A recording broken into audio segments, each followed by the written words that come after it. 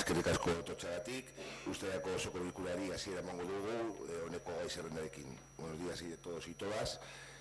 Vamos a dar comienzo a la sesión ordinaria del mes de julio. Disculpar la no asistencia de Ollane e Iñaki, que no sabemos si se podrá incorporar a lo largo de la sesión. Y vamos a dar comienzo con el siguiente orden del día.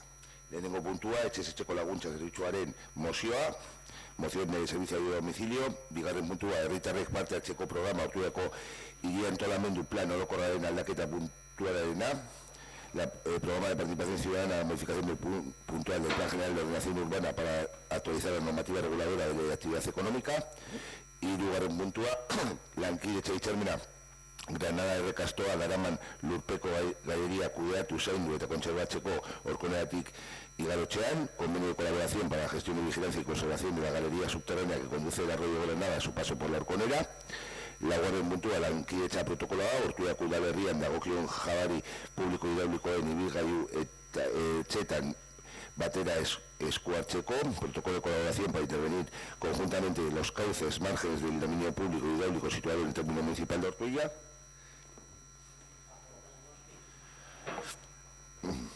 Bosgarren puntua, orkonera hitzarmenari lotutako obren interés publikoaren deklarazioa, declaración de interés público de las obras vinculadas al convenio de Orkonera. Seigarren puntua, rekontu aldaketa, edizio 12-22, modificación presupuestaria de edizio 12.22.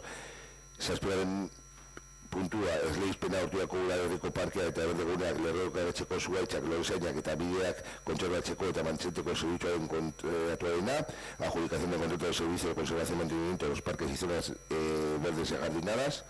Zortzigarren puntua, dekretuen berri ematea, dación de cuentas y decretos. Bederatzigarren puntua, galde eskeak, ruegos y preguntas. Señor gai zerrendari buruz, ¿alguna cuestión con referente al orden del día?